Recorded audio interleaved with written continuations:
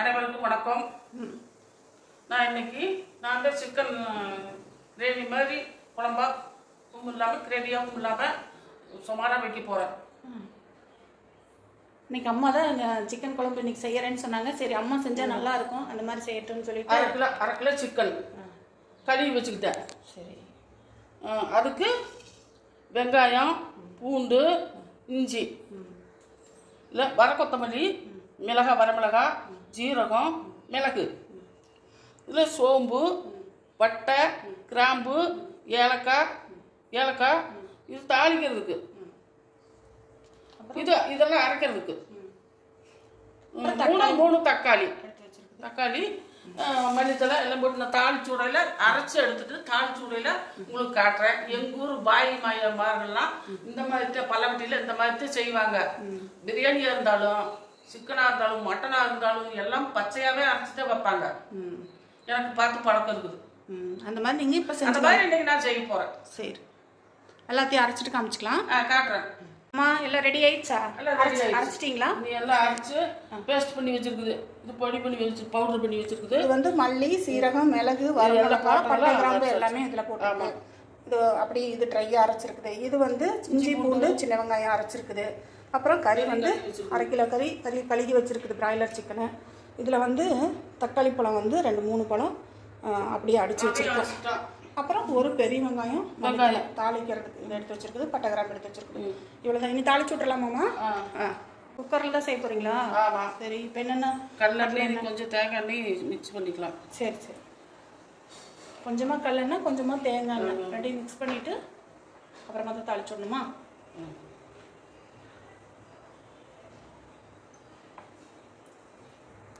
எண்ணெய் சூடானதும் பட்டை ஏலக்காய் போட்டாச்சு.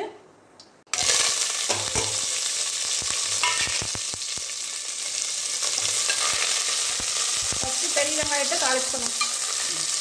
இது நல்லா வதங்கினதுக்கு அப்புறம் சின்ன வெங்காயம், பூண்டெல்லாம் அரைச்சி வச்சுக்கிறோம். அதை போடணுமா? பேஸ்ட்டு போட்டுக்கணும்.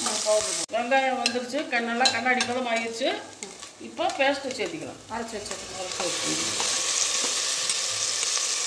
இது நல்லா பச்சை வாசம் பூண்டு பேஸ்ட் நல்லா வதங்கிடுச்சு. இப்போ அடுத்தது தக்காளி சேர்த்துக்கிறாங்க. அரைச்சி வச்சுருக்குது 3 தக்காளி, அதை சேர்த்துக்கிறாங்க. தக்காளி சேர்த்திட்டு நல்லா வதக்கணும். நல்லா பச்சை வாசம் போகிற வரைக்கும் வதக்கணும். தக்காளி நல்லா வெந்துருச்சு. அடுத்தது சிக்கன் சேர்த்துக்கலாமா? சேர்த்துக்கலாம். கழுகி வச்ச சிக்கன் இது வந்து 1/2 kg கழுகி வச்சுருக்கு. அதையும் நம்ம சேர்த்திட்டு நம்ம வதக்கலாம். தண்ணி இல்லாமல் போகணும்.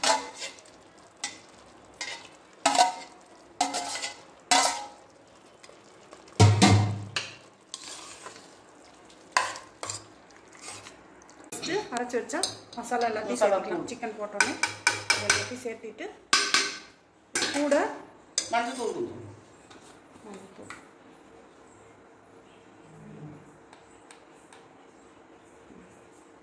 மஞ்சத்தூள் சேர்த்திக்கிறோம். அடுத்தது உப்பு சேர்த்திக்கிறோம். உப்பு தேவையான அளவுக்கு ஒரு முதல்ல கொஞ்சம் போடுங்க, அதுக்கப்புறம் பத்தலைன்னா போட்டுக்கலாம். நல்லா சிக்கனை நல்லா பரட்டி விட்டுட்டு இப்போ நம்ம மூடி வச்சு கொஞ்சம் நேரம் மூடி வச்சிட்டோம்னா நல்லா சிக்கன் வேகும். அந்த தண்ணி விட்டு வர வரல நம்ம வேக வைக்கலாம். மசாலாலாம் சேர்த்தோன்னே பயங்கரமாக வாசம் வருது. வாசம் கும்புன்னு வருதுப்பா. இப்போவே சாப்பிட்றலாமா? வேகாதுக்கு முன்னாடியே? அப்படியா? அவ்வளோ வாசம் இருக்குது. சரி, மேலே தட்டை போட்டு 5 நிமிஷம் மூடி வைங்க. கொஞ்சம் நேரம் மூடி வச்சுட்டு கொஞ்சமாக அது தண்ணி விட்டு வர வரல ஒரு 5 நிமிஷம் கையில் வச்சு வேக வைக்கணும். இப்போ ஓப்பன் பண்ணி பார்க்கலாம். ஓப்பன் பண்ணு. தண்ணி விட்டு எப்படி வேகுது பாரு. நல்லா தண்ணி விட்டு வெந்திருக்கு. சிக்கன்லேயே இவ்வளோ தண்ணி இருக்குது. நல்லா தண்ணி விட்டு வெந்து வந்திருக்கு. உருண்டு பந்து வந்தால் வந்துருச்சு கறி. ஆமாம். இதுக்கப்புறம் நம்ம வந்து என்ன பண்ணணும்? தண்ணி அளவு தண்ணி விட்டுக்கணும். அளவு தண்ணி தேவையான அளவுக்கு விட்டுக்கலாம். தண்ணி இப்போ எவ்வளோ ஊற்றுறேன்? ஒரு சொம்பு அளவு தண்ணி விட்டுக்கலாம். ஒரு சொம்பு. குக்கரில் தண்ணி இருக்காது, சுண்டாது.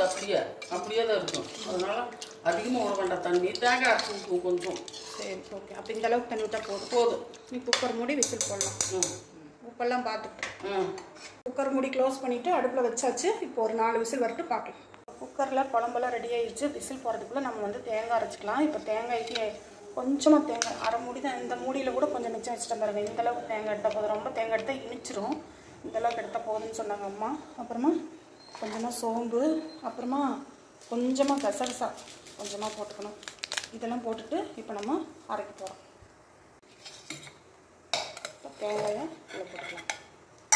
இதுக்கப்புறம் ரொம்ப வேண்டியதில் கொஞ்சமாக சோம்பு,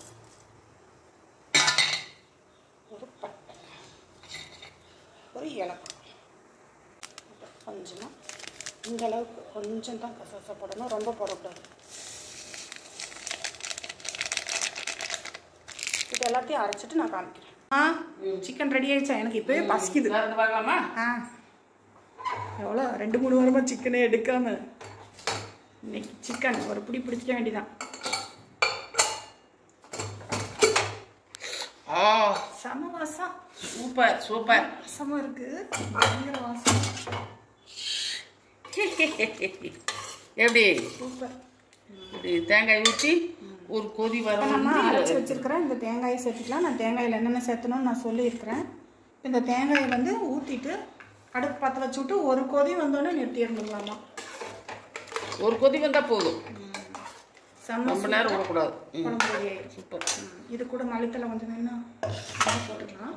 அவ்வளோதாங்க. பாருங்கள், இந்த மாதிரி கொதி வந்த உடனே கொஞ்சமாக மல்லித்தலை தூவிட்டு நம்ம அடுப்பை ஆஃப் பண்ணிக்கணும். அவ்வளோதான், குழம்பு ரெடி ஆயிடுச்சு.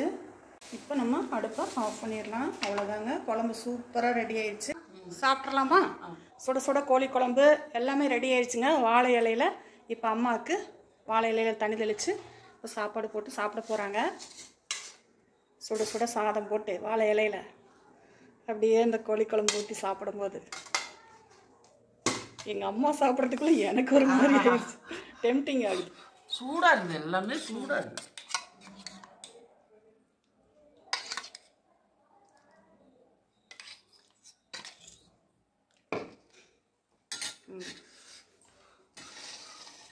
சூடாக இருக்குது. இந்த ஃபேனை போடமா? இந்த ஃபேன். சூப்பராக கோழி குழம்பு ரெடி ஆயிடுச்சு. அம்மா வாழையில போட்டு நல்லா சாப்பிட போகிறாங்க. பாருங்கள், நல்லா பாய் வீட்டு டைப்பில் அம்மா தான் செஞ்சாங்க இன்னைக்கு. சூடாக தான் வைக்க. இந்த மாதிரி செய்யும்போது கறி வந்து வறுக்க வேண்டியதில்லை. நாங்கள் அப்படியே வறுக்காமல் கொஞ்சம் குழம்பு கெட்டியாக வச்ச மாதிரி வச்சுட்டு சாப்பிட்டுக்குவோம். டேஸ்ட்டு செமையாக இருக்கும். இப்போல்லாம் கரெக்டாக இருக்கு.